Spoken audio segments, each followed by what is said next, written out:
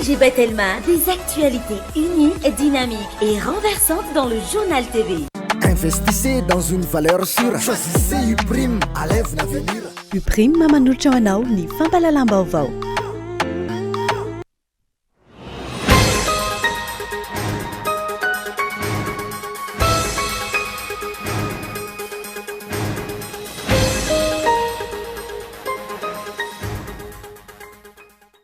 Ny tokony ary tsy nandray ny asany hatramin'ny fotoana voafetra ireo mpiasa raikitra eo anivony ivitoerana malagasy momba ny tetim-pivoarana na ny imatep.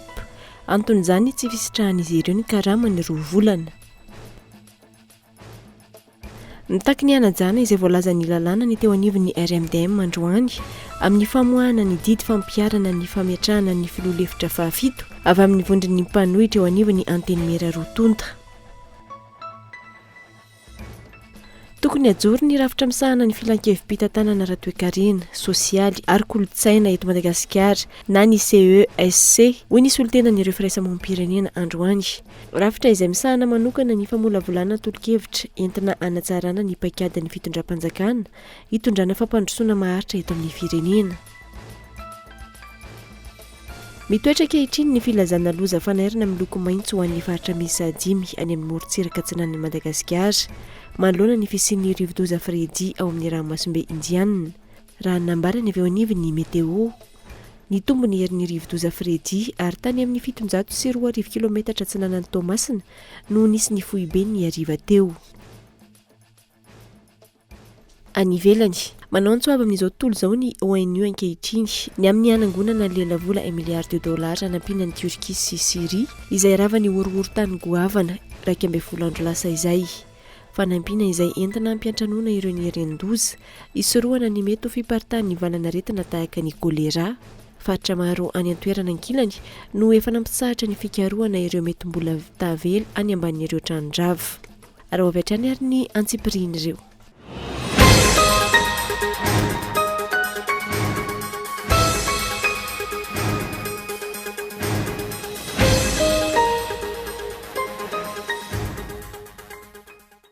Zoma fa 7 ny volana febroary taona 2024 ankafaliana indray tomboka lasy tonkovavy ny hitsidiana ny tokantrano amin'ny ity alina ity. Tonga soeto amin'ny fampalalam-baovao. Ampitiavana no anasananao analaka izany hatramin'ny farany. Anomboantsika ny fotoana dia ny tokony ary tsy nandray ny asany hatramin'ny fotoana voafetra ireo mpiasa raikitra eo anivon'ny ivitoerana malagasy momba ny tetim-pivoarana na ny imatep. Anton'izany tsy fisitrahan'izy ireo ny karama ny 2 volana. Daniela Minarso. Miato amin'izao fotoana ny fampandehana andrarahina anivon'ny ivitoerana malagasy momba ny tetim-pivoarana na ny imatep raha ny fanambarana nataon'ireo mpiasa. Tsy mbola nisitraka ny karama ny 2 volana nanomboka ny volana janoary hatramin'ity volana ity ireto farany ka nirosy tamin'ny fitokonana. Hatreto tsy nahita ambokany ny fifampiresana sy ny dingana nataon'izy ireo tamin'ireo tompony andraikitra. Dingana natao amin'ny antanatohatra ambony any eo amin'ny filankevim-pitantanan'ny imatep dia izay olona tompona andraikitra ambony manarakaraka an'izay. Dia izay ny dingana efa natao dia mbola tsy nahitana fahafahampo tamin'izay zava-dingana efa natao izay dia mindroso amin'izao tsy fiasana. Androany zany isy filankevim-pitantanana kely ivory androany. Dia miandry an'izay aloha tsika aloha dia mianga amin'izay hoe miankina amin'ny vokatra izay fivoriana izay dia hita ny tohiny. Raha ohatra moa afa-po izay dia fa izay nge zavatra takiny fa raha tsy misy fahafapo moa dia mihoana kely indray izay mpiasa lasibatra amin'ilay tsy fandraisan-karama ho amin'ny izay hoe tokony atao. Ankilany, tsy mbola niainany mafy tahaka izao ireo mpiasa nandritra ny 120 taona nijoroany ny imatep teto amin'ny tany sy ny firenena raha ny fitarainan'izy ireo. Io moa manahirana be vidim-piainana zao efa miazakazaka be miakatra nefa ny karama tsy voaray angamba ny amin'ny maha-olombelona izay dia mavesatra, tena mavesatra. Amin'ireo mpiara-miasa ireo misy any amin'ny toerana lavitra ny toerana misy an'ity. Mipita fiara fitaterana indroa vao tonga aty dia mba eritrereto amin'izany hoe mipita fitaterana indroa. Mavesatra izany, mavesatra izany. Tsy ahivina, manofana mpiasam-panjakana ho tetim-pivoarana na agent de planification ny imatep, io no isan'ny ahafantarany ity toeram-panofanana ity hatramin'ny taona nananganana azy. Fa mitaky ny anajana izay voalaza ny lalàna ny teo anivy ny RMDM androany amin'ny famoahana ny didy fampiarana ny fametrahana ny filoha-lefitra fahafito avy eo anivy ny vondra ny mpanohitra eo amin'ny antenimera rotonta. Henri Florian.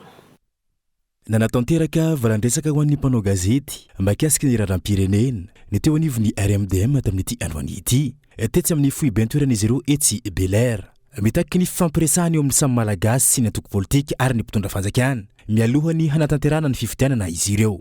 Ilaina ny concertation nationale na fikaonan-doam-pirenena hoentina mamahaolana izay zavatra misy rehetra eto amin'ity firenentsika ity mialohany hanatanterantsika le fifidianana ho avy satria hitatsika fatatsika fa manalasala ihany ny fikarakarana sy ny fanomanana an'izany fifidianana izany.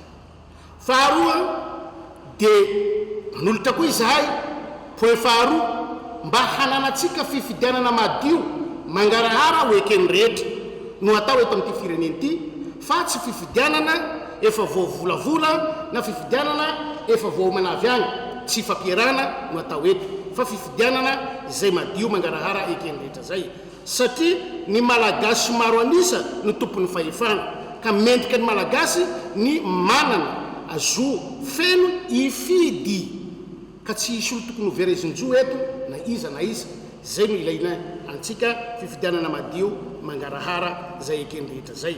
Ankoatro mitaky ny hamoahana ny didim-panjakana fampiarana ilay fametrahana ny filoha-lefitra fahafito izay avy amin'ny vondrana mpanohatra eo anivy ny antenimera rotonta ihany koa ny teo anivy ny RMDM. RMDM fatra mpanaja ny lalàna tsy ohatra ny sasany zay nanao fianianana fa tsy manaja ny lalàna mifehatsika eto amin'ity tandrazantsika ity.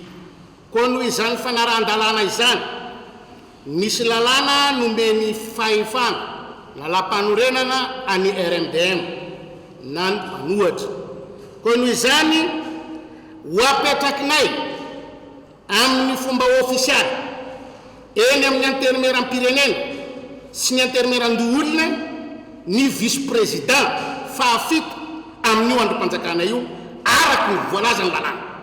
Rana zay lalàna zay na tsy hoarana zay lalàna zay fa ny angatany ny fanjakana dia niamoaka an'ilay didy fampiarana na décret d'application. Tsy mahafapo azy ireo ny fikirakirana ny fanomana ny fifidianana ankehitriny ka hiantsony ireto farany ny CENI mba hampiatra ireo fanamarena izay apetraky ny antoko politika sy ny vondrona iraisam-pirenena.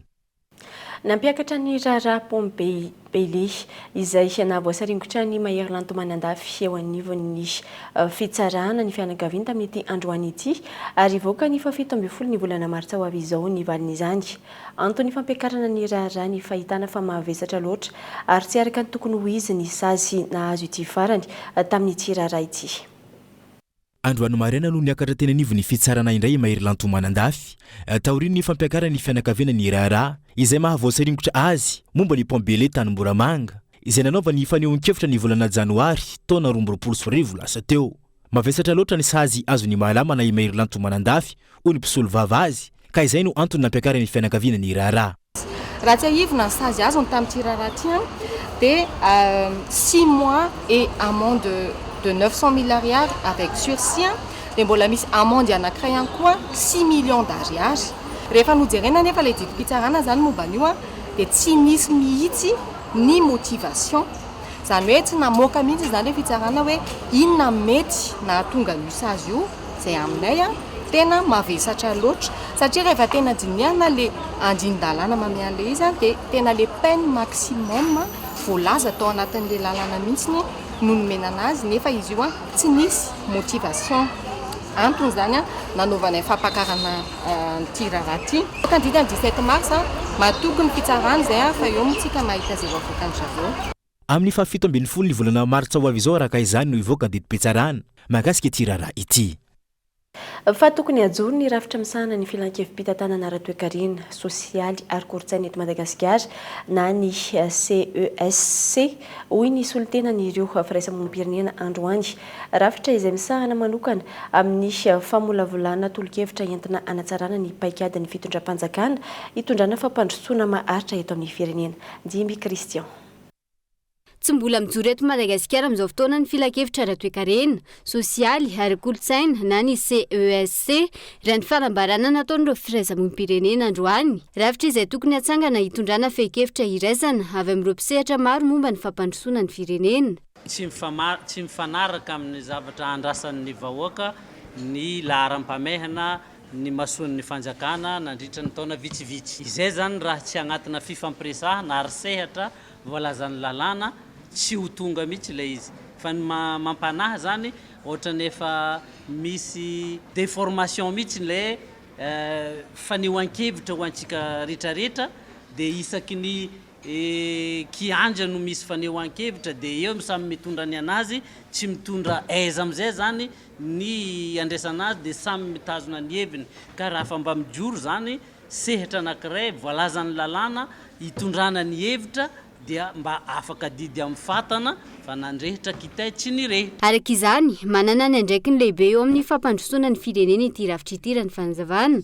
Dia voalohany ny hoe rafitra hanolo-kevitra izy dia anisan'ny sehatra isin'ny fifampidiriana satria maro lafy le sehatra maro lafy ny ao anatiny ao dia le hevitra tsy hitovizana rehetra zany ao anatin'io filan-kevitra io no tsy maintsy atao izay mampitovy azy hanome fanoloran-kevitra iraisana. Anisan'ilay fanetsehana ny atao hoe fanamafisana ny fifampiresahana mba isin'ny fitonena ara-sosialy. Ary ny faefatra iraka dia indrindrindra ny lafiny hoe mba hitataratra lay tsy mahanosy atsika fa misy fifandraisana raisam-pirenena. Zay raha ohatra fa tenina amin'ny atao hoe endrika tsotra fotsiny atao hoe iraka miandra ny filan-kevitra ny ara-toekarena sosialy ara-kolotsaina. Nandroso indray ity volavolan-dalàna ity eny anivony anteny miera androany ireo solitena ny firaisamonim-pirenena. Andrasana orin'ny fivoriana ara-potoana ny parlementera amin'ny volana Meo avy izao ny fankatoavana ity rafitra ity. Fa tokony atao lahatra-pahamehana ny fanarenana ny sehatry ny fizahantany hoy ny teo anivony Confédération du Tourisme de Madagascar anarenana ny toekarena izay latsaka ankanterena amin'izao fotoana. Isan'ny olana raha ny fanazavana ny fihenan'ireo mpisehatra matianina amin'ny fizahantany taorian'ny krizin'ny Covid-19 olona saina no mitatitry ny antsipirin'izay.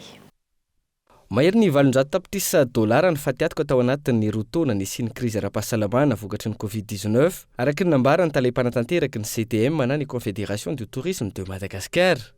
Fatiantoka izay ho sarotra ny fanarenana azy raha tsy mametraka paikady matopaika ny ministera isariana ireo mpizahantany. Ity sehatra ity izay nitondra takaitra be indrindra vokatry ny krizy iny. Nalefa chômage teknika ny 20% ny mpiasa teo amin'ny tontolon'ny fizahantany ary ny 20% natsahatra tanteraka tamin'ny asany araka ny nambarany tompon'andraikitra eo anivon'ny CTM hatrany. Roa taona ateoriana tsy ampindray ny olona matianina. Aujourd'hui, si on veut redémarrer donc le secteur amin'izao raha tiana ny ampiroborobo indray ity sehatra ity dia tokony hatao laharam-pahamehana ny fampananana asa ireo tanora.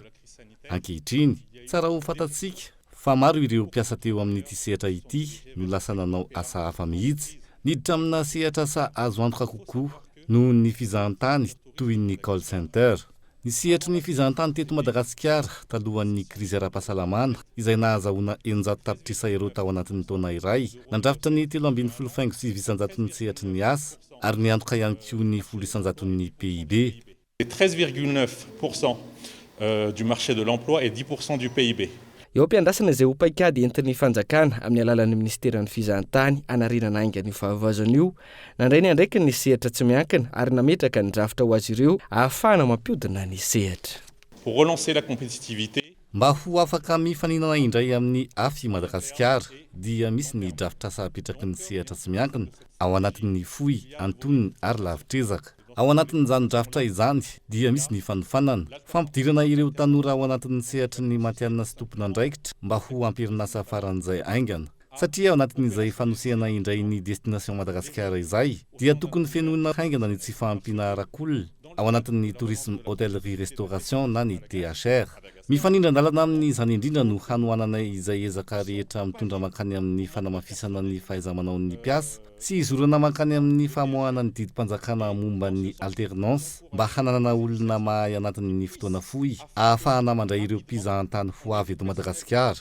En vue de reprendre les arrivées touristiques à Madagascar. Araka izany mandray anjara amin'ny fanatanterana ny tetikasa fifampifanarana ny asa sy ny fianarana na ny alternance travail étude miaraka amin'ny vondron'orinasa ny confédération de tourisme de Madagascar. Ity tetikasa ity izay mikendry ny idiran'ireo tanora amin'ny sehatra matianina avy hatrany raha vao mivoaka amin'ny fianarana. Tokony ifanindran-dalana amin'izao ny asan'ny fanjakana amin'ny fampahafantarana bebe kokoa ny Madagasikara any ivelany, ny fanokafana ny sidina amin'ireo firenena stratéjika, ny ady amin'ny tsy fandriampahalemana ary ny fanamboarana ireo lalana hoy ny mpisehatra eo amin'ny fizahantany raha tiana ny amerina ny tarehimarika ny taona 2024 izay nahatratra 5 alina sy 3 hetsy ny isan'ny mpizahantany tonga teto Madagasikara. Fahitran-tsehatra amin'ny fanentanana ny mpiara-monina amin'ny fikajena ny tontolo iainana ny mpikabary malagasy manomboka izao ary hiara-iasa amin'ny ONE na ny Office national pour l'environnement. Mpikabary miisa 4,000 no efa naneho ny fahavononany izay mivondrona ao anatin'ny FIPIMA. Marisarisa ny fampiarana ny lalàna, eo ihany koa ny tsy fampin'ny fanentanana ireo eny fotony ka mitoy ny fandripahanala sy ny famitena ny tontolo iainana amin'ny endriny samihafa eto amintsika. Manoloana izany, hiditra amin'ny fanentanana ny olom-pirenena mandritra ireo fety aman-danonana samihafa ny mpikabary ao anatin'ny FIPIMA, mandritra ny fandraisam-pitenenana atao isy hatrany ny endrika fanabeazana ny amin'ny tokony ikajiana ny tontolo iainana. Ny mpikabary no mpanorona ny tokantrano raha tonga ho sekoly ny fahalalana momba ny fiarahamonina zany ny isa tokantrano zany hoe ho ampidirina mihitsy any anatin'ny kabary tanterahana ny fanabeazana momba ny tontolo iainana dia heverina fa ahazo vokatra tsara isika.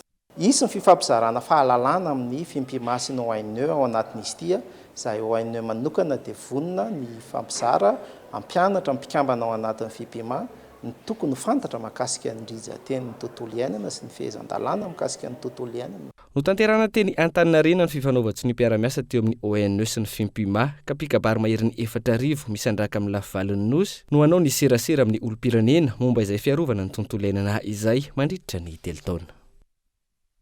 Tokony averina amin'ny lanjany teo aloha ny Université Antananarivo hoy ny profesora Raymond Ranjeva raha nanao ny famelabeararan-kevitra na rahana adevitra mikasika ny fanamby nentina nanganana ny Université Antananarivo teny Akatso androany.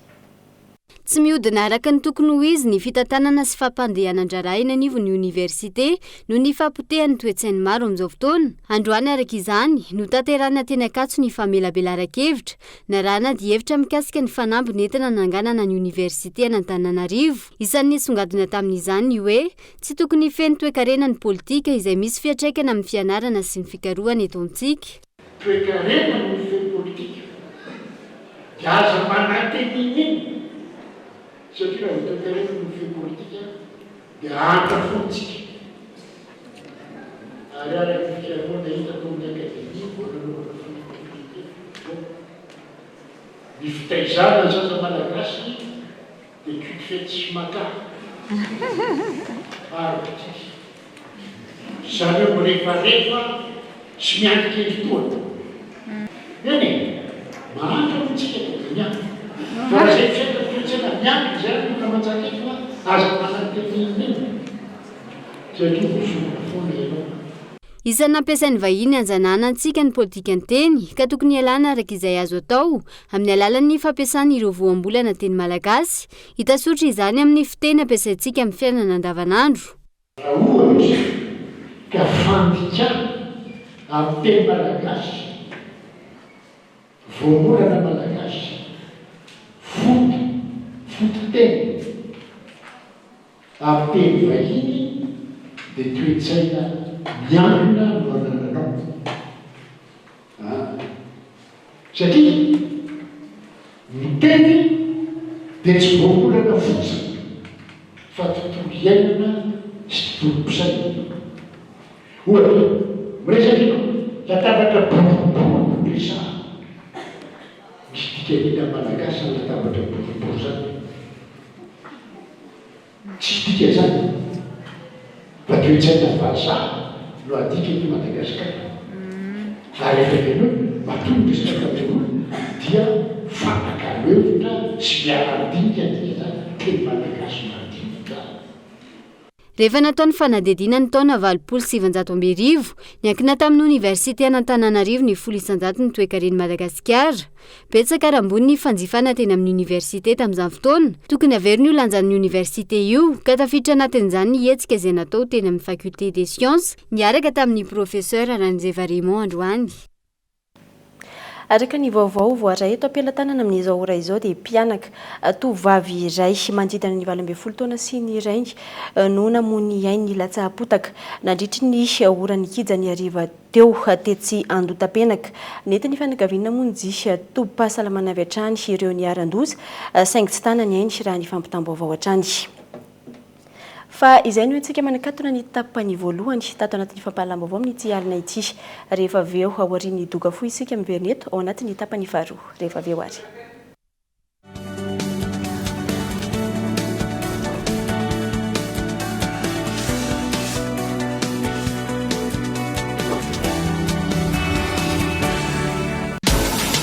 Ta télé fibrée. En ce moment, abonne-toi à la fibre. Telma t'offre la box Telma TV, plus 3 mois d'abonnement à tes chaînes préférées en top qualité. Ça, c'est Dual Play. C'est à partir de 149 000 arrières TTC par mois. Rends-toi en Telma Shop.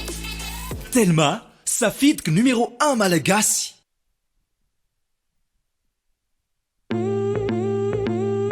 Reko fa afaka baky anao raha sefy ianatra izy mbola tsy haiko aloha hatreto mieritreritra hoe ano fianarana any Chine tsy mena mitaha amin'izany ny prime zany ny orinasa ngeza ary matokazy sady tena mora faraka zay mora ny écolage ny prime tamin'ny 2007 defa nisy donko azo antoka ny azahoana ny baka plus ara-dalàna tsara mihitsy ny diplôma flera BTP fa miankina aminao foana ao ny gestion sy ny management sa ianao tsy te hitantany orinasa mba vainty za te hanao commerce marketing de inona ny tsakanesana amin'ny prime paramédico communication droit anao ny soa fa za mionina amin'ny niveau T3 misy iprime madoly zay ale andrangà tanantsirabe tamaga majoenga mpampianatra betraike fa zatra raha dokotera professeur magistrat sekolo manara-penitra ny sady mampazoto mbola tsisy nianatra tato ka lasa jolam-boto mba jereo anefa lasa ministra zao rakoto raha soa lasa zisketaka lasa radoko enao sisan'indrasana fizaha efa tao iprime raha te ho tafa ohatranay zao.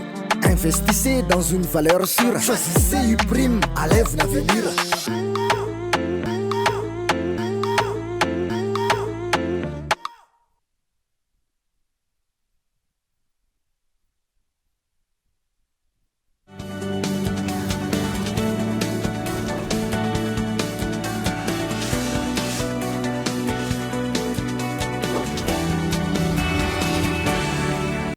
Isaonatrany ianao tsy misaraka aminay mamerina ny araba tonga sondray ato anatin'ny tapany faharoa ny fampahalam-baovao amin'ity alina ity.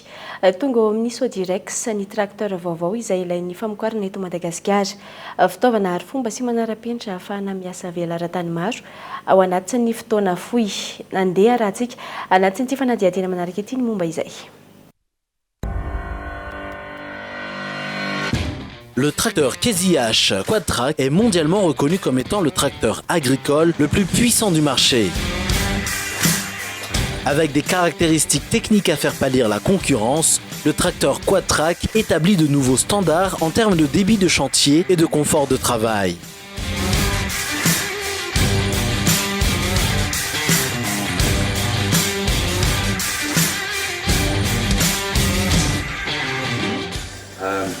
Also, we believe that the future of Madagascar and the commercial farming side of Madagascar needs this kind of equipment. And we took the step with Sodirex and Case to decide with specifically the company Sodirex because they offered us most of what we needed to be able to get those kind of tractors into our possession.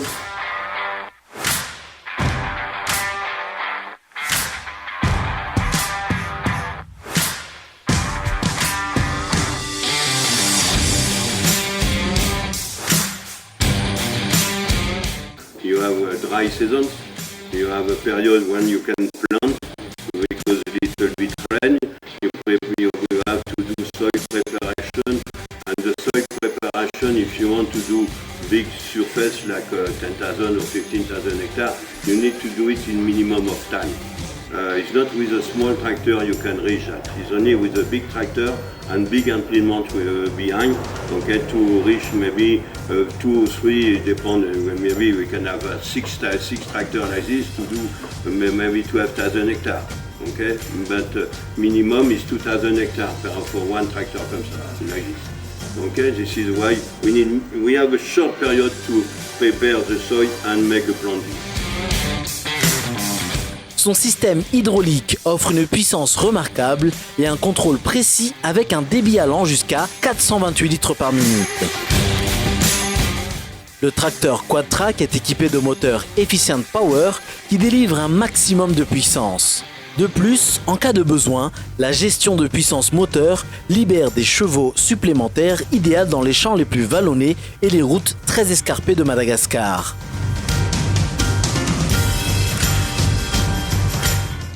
En ce début d'année, le tracteur Quad-Track 500 de KZH est arrivé chez son partenaire Sodirex pour un but précis, répondre aux demandes de l'agriculture et des acteurs agricoles à Madagascar. La gamme KZH étant complète et adaptée à tout type de culture, des techniciens formés vous attendent chez Sodirex. Ils sauront répondre efficacement aux attentes et aux exigences des professionnels du secteur agricole.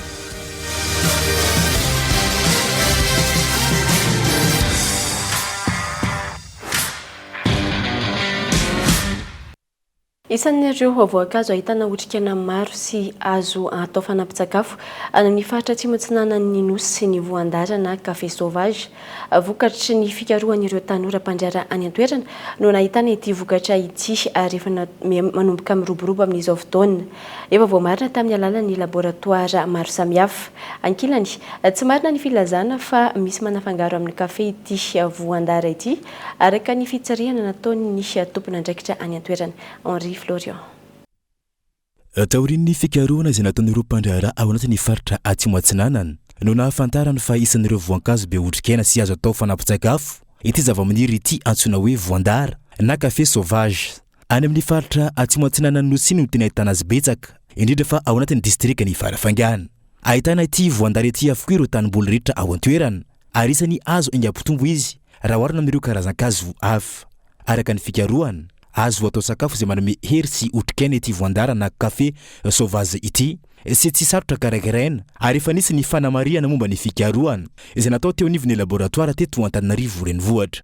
Ilaigna izy agnaty ala agny dia atapy izy, rehefa atapy izy dia disanigny dia manomboka eo izy efa afaka atao sakafo amizay. Mandalo laboratoire maromaro izy, nanao analyse tamina laboratoire maromaro tagny Antananarivo tagny. De maro ny résultat azo. Tao agnatin'ny fikarohana natao nafatarana fa maro ny otrikaina hoentin'ity voandara ty. Maro zany ny valeur nutritive ao agnatiny. Ma laboratoire maromaro moa nandalovana tato. De milaza an'izany aby ary magnamafy zareo natonga anazy nasoina satria tao agnatin'ny taratasy izy nititrena atao hoe café sauvage nititrena anazy. Le ay agnaraka café sauvage nititrena anazy satria natonga an'io dia rehefa nizareo aby makasika ny élément agnatiny sy le taux de caféine ao agnatiny dia zareo misy ny teniny tao amin'ny laboratoire hoe sara lavitra mihoatra ny café arabikaty zavatra ity. Taratasy rehetrarehetra ary nahazo an'le certificat de consommabilité navoakany zareo magnamarina fa ara-pahasalamana mitondra otrikaina ara-pahasalamana le vokatra. Malona ny firoborobo ny vokatra amin'izao fotoana izao, nijery fotony zava-misy ny teo anivon'ny isam-pandrarahany varitra ary nanamarina fa tsy hoe zahana hely ny filazana fa afangaro café ity voandara ity. Isan'ity voanadara ity teto Farafangana izay nampiteraky savorovory izy ity satria efa oka maro efa magnano hoe afangaro café ohatr'izao le tompony miteny hoe safangaro café ka isika zany tsy afaka tonga da agnamelok'olo raiky fa tsy maintsy mandeha analyse sy ny namany. E dossier moa zany amizao da efa andala pikarakarana anazy isaky fitaliova-paritra zay tokony ho andalovan'izay raha zay aby. Ka tandroany ty zany naka échantillon ty zavatra ty mba ho anaovana contre analyse ary amin'ny laboratoire satria le olona tompony moa zany efa managny valina analyse izy avy amin'ny laboratoire ohatra ny hoe avy amin'ny ACSQDA ohatra managna an'izay aby izy ka isika koa zany mila manao contre analyse n'izay mba hanapory fo asikany sady ampitovy isika n'le valin'le analyse zany. Raha ny fantatra hiteraka asa ho an'ny mpona any amin'ny faritra atsimo atsinana ny fambolena voandara raha ny fanazavana ary ampidibola betsaka ihany koa an'ny commune izay voan'ny vokatra ary ny faritra manodidina ny 10 ariary ny vidianana ny rekilao amin'ny voandara lena amin'ireo tantsapa mogatra. Ny fanamorana ny fanafarana ny ary fampidirana ireo fitaovana ilaina amin'ny resaka robotika sy ny numerika no anampina ireo tanora sy ampivoarana ny tontolon'ny numerika eto Madagasikara. Ny tsy fampin'ny fitaovana no tsy ahafahan'ireo tanora manao ny fampiarana raha ny fanadihadiana natao. Ny alarana efsona no mitatry ny andendeny izay. Maro ny zaza malagasy no tia mianatra indrindra ny resaka robotika raha ny fanadihadiana natao. Isan'ny olana amin'ny io fampianarana io eto Madagasikara ny tsy fampiny ny fampiarana amin'ny resaka robotika sy ny lafiny numerika. Fitaovana iray mampivoatra ny firenena ny fanomezan-danja sy ny fampiroboroboana ny lafiny teknôlôjia raha ny fanazavana. Androso ny firenena dia mila atao hoe tsy hoe filana fa ataontsika hoe efa obligation mihitsy nidirantsika ao anatin'izany teknôlôjia zany amin'ny lafiny sehatra maro isan-karazany na fambolena na fitaterana na fizahantany zany zavatra rehetrarehetra zany dia mila ny fivoarana daholo ao anatin'le izy ka mivelatra dia mivelatra zany zavatra tokony ho ataontsika dia zavatra mahavelom-bolo hoe ato dia efa tonga saina ao amin'izany ny tanora ary eo ihany koa moa zany ireo fianarana maro isan-karazany efa mampiditra an'izany ka mino fa misy fanantenana ny ananantsika tanora tena hoe afaka ikirakira zany teknôlôjia vaovao zany aorinao. Mbola maro ny fitaovana ilaina amin'ny resaka robotika sy ny lafiny numerika no tsy mbola hita sy lafo ny fanafarana azy eto Madagasikara. Izany no isan'ny mantony mahatonga ny tsy fivelaran'ny CHU eto amintsika trano fanazavana. Azo atao ihany koa ny manamora ny fidirana izany eto amintsika afa ilaina ny fiara-miasa amin'ny fanjakana. Marina tokoa aloha zany fa mbola tsy ampy ny fitaovana eto amintsika mbola mila manafatra tsika misy fomba fiteny izay hoe on va pas réinventer la roue izay zavatra efa misy dia ampiasaintsika ka ny fiara-miasa zany izay rarina amin'ny fanjakana ohatra dia ireo fitaovana izay tena hita fa ilain'ny tanorantsika ireo tokony mba hamiraina ny fidiran'izy ireo eto izy ireo dia ampitombo ny fahalalan'ny ankizy sy mba hanamora zany ny fafahany manangan-javatra fa rehefa tena lafo izy ireny dia izay fahalafosany izay fotsiny dia efa lasa sakana tsy ahafahantsika mantanteraka zavatra ka mba tokony zany isy fiara-miasa zany ao anatin'izay sehatra izay ny fampianarana sy ny eo amin'ny fahatseranana mba hanamora ny fampidirana an'izy ireny izay tena hita fa tsy misy ihany kosa nefany sy tena hita fa ilaina ao anatin'izay. Ankilany, ilaina ihany koa ny fampitomboana ny resaka fikarohana tsy hanafarana fitaovana avy any ivelany raha ny fanazavana. Maro ireo tanora malagasy no manana traikefa tokony hitrandrahana sy omena tosika mba hijanona ny eto an-toerana fa tsy lasa any ivelany ka mamorona ho an'ny firenena hafa. Fa manoloana ny didim-panjakana nanafoana ny URL na ny unité de recherche langustière autolaniaro. Maro ireo fianakaviana veriasaka mitaraina amin'ny mpitondra fanjakana. Efa mambolana maro izy ireo no tsy nandray karama sy ny tombontsoa izay tokony ho azony. Ireo vola ireo izay mihitsika amin'ny primature raha ny fitarainan'izy ireo. Vanampanazavana. Nisy fiorana tamin'ny andriamatoa tamin'ny voalohany. Izay nanambarany sy namezana fanantanana nefa hoe nareo dia tsy ho very asa fa omena toerana sahazanareo ary opena ny solde de compte-nareo na ny SDC. Nandeha ny fotoana, nandeha ny andro, vita ny budget de liquidation zay vita sonin'ny titely technique ny ministère, titely financier dia nalefa tany amin'ny ministère le izy nefany tsy vita soniny tao amin'ny ministère. Niezaka ihany zay niona tamin'ny ministre le ministre zay tsy nakivy anay na dia tratsa ny andro sarotra aza zay hitanao tsara fa tia faritra atsimo aty dia misy ny kere nefa tsy nataony anakivy anay zavarehefa dia niezaka ihany zay niona andriamatoa ministre ka vita soniny soma tsara ilay budget de liquidation anay ary efa nanontaniana izy zany nitao dia hoe efa any amin'ny primature. Gaga sy talangana zay na ohatra ka mbola sy tonga tany amin'ny académie izy satria bloqué ao amin'ny académie amin'ny primature le zavatra. Fa ho tanterahana raha mpitso ny fanokafana amin'ny fomba ofisialy ny taom-pilalaovana vaovao anatin'ny hetsika ara-panatanjahantena kolokitra. Isy mandritra izany lalao fanokafana na ny match de défi ho tanterahana etsy amin'ny kianjana Larobia. Tanjona ho an'ity hetsika ity ny fanabeazana amin'ny alalan'ny baolina kitra sy ny fiarovana ny tontolo iainana. Abraham Randriamanana. Miverina ankehitriny ny fanatanterahana ny hetsika ara-panatanjahantena kolokitra ho an'ny taom-pilalaovana 13 anomboana izany ny fanatanterahana ny lalao fanambina ny match de défi etsy amin'ny kianjana Larobia. Ny hetsika kolokitra izay natao any tanàna sy ampianarana ho fisorohan'ny fiparitahan'ny fako plastika. Ny tanjona amin'ny kolokitra dia fanabeazana aloha dia amin'ny alalan'ny kitra ny football zany dia manarak'izay ny fanabeazana amin'ny fiarovana ny tontolo iainana. Ny kolokitra zany dia miompana kokoa amin'ny fanodinana ny fako plastika, ny sachet sy ny fonina biscuit reny avadika ho baolina zany dia io no ampiasaina ho lalaovina mandritra ny match.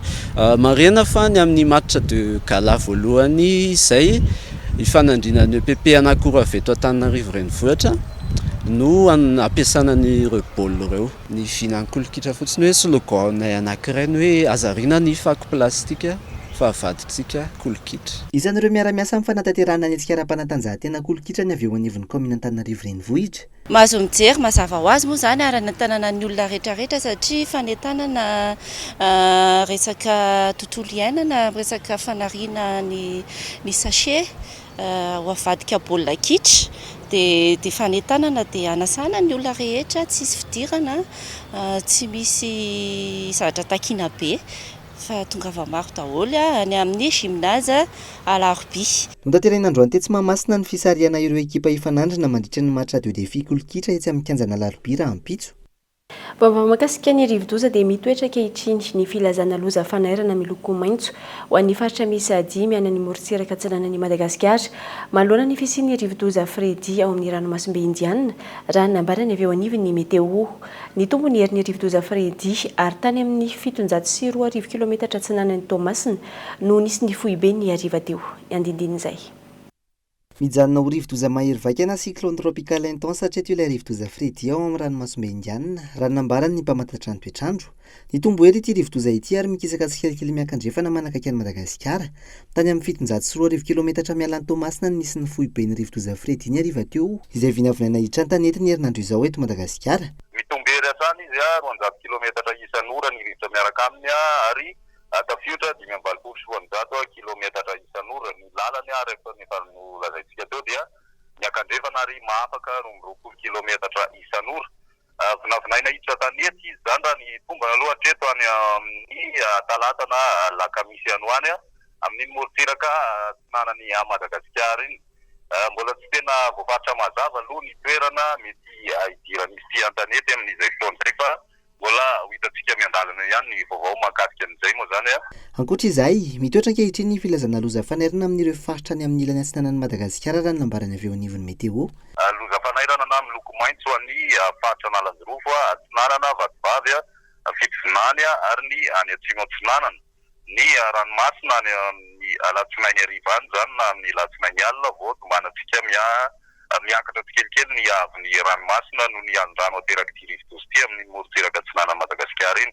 Iverenana ny eto Madagasikara ny 3 andro avy zany mbola tsy misy ny fiantraikany ity rivo-doza ity ho an'ny toetry ny androntsika fa mitohy hatrany ny oram-baratra misy zay ho an'ny avoatany amin'ny tian'io ty ny any amin'ny ilany andrefana fa miverina miamaina tsikelikely ny andro zany ho an'ny latsinainy na ny alahady efa mety tanataratra amin'izay ho an'ny avoatany sy ny ilany atsinanan'i Madagasikara iny maripanatsika ihany koa mety misy fiakarana tsikelikely aloha zany amin'ity 3 andro avy ny fanatoanan'ilay rivo-doza no anisany tena mahatonga an'izay rehetrarehetra izay. Manentana ny rehetra hitandrina sy ho mailo ary naraka ny toromarika omen'ny tompon'andraikitra iny foto no fiatrena ity rivo-doza ity manoloan'izany ny tompon'andraikitra. Amin'ny maresaka avy any ivelany dia manao antsoavo amin'izao tontolo izao ny ONU ankehitriny ny amin'ny anangonana lelavola 1 milliard de dollars anampiana ny Turquie sy Syrie izay ravany orohorontany goavana 12 andro lasa izay. Fanampiana izay entina ampiatranona ireo ny ren-doza isorohana ny mety fiperitahany valanaretana tahaka ny kolera. Faritra maro any an-toerana ankilany no efa nampitsahatra ny fikarohana ireo mety mbola tavelana ambanin'ny tany. Fanampanazavana eo amin'ny sariny France 24. Efa mihoatra ny 7 alina ireo namony ainy vokatry ny orohorontany tany Turquie amin'izao fotoana raha toka mahery ny retapitrisa ireo afa-nitsoaka tany Syrie. Manao antsova amin'izao tontolo izao anangona vola manodidina ny 1 milliard de dollars noho izany ny ONU na ny firenena mikambana ahafahana manome finanana na mampiatrano araka ny tokony ho izy ho an'ireo ponina ny ren-doza izay mitafy lanitra ny ankamaroany ankehitriny. Eo ihany koa ny fanahin'ny OMS ny amin'ny mety isin'ny krizy ara-pahasalamana manoloana izany. Mahery ny 700 ny marary tonga mamonjy tompo-pahasalamana ao anatin'ny iray andro ao amin'ny renivohitry Antakya. Ny ankamaroan'ireo vokatry ny tsy fahazakana ny hatsika izay mihiba hatrany amin'ny 0 degré ankehitriny. Eo ihany koa ny fikorontanana ara-tsaina ho an'ireo namoy fianakaviany. Ankilany, faritra maro any Turquie sy Syrie no efa nampitsahatra ny fikarohana ireo mety mbola tsy namony ainy any ambanin'ireo tranondrava amin'izao fotoana. Na eo aza ny fahatsopana tenana ho an'ireo fianakavian'ny ara-mbona sasany, mbola misy hatrany ny fahagagana. Tovolahy iray 17 taona no mbola avitra somatsara alina na efa nitsokana nandritra ny 79 ora tany ambanin'ireo tranondrava azy. Dia izay indray masakazona tolotra tamin'ity alina ity isorana fenanao tsy nisaraka taminay hatramin'ny farany. Raha ampitso amin'ny ora mazatra ny fotoanantsika manaraka eto amin'ny fampahalam-baovao. Mandra-piona tompoko.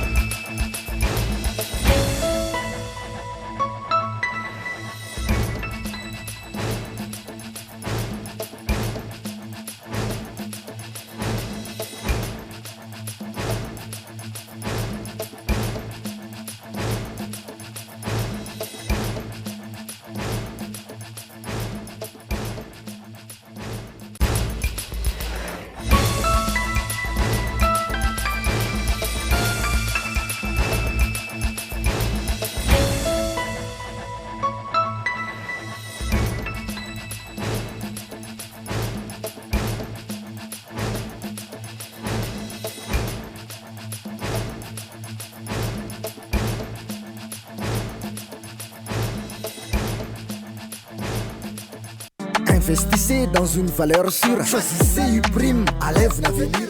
Naraina Tony, Fampalalam-Vaovao, miaraka tamin'ny Uprime. Vous a présenté Ni Vaovao. 5G Batelma, des actualités uniques, dynamiques et renversantes dans le journal TV.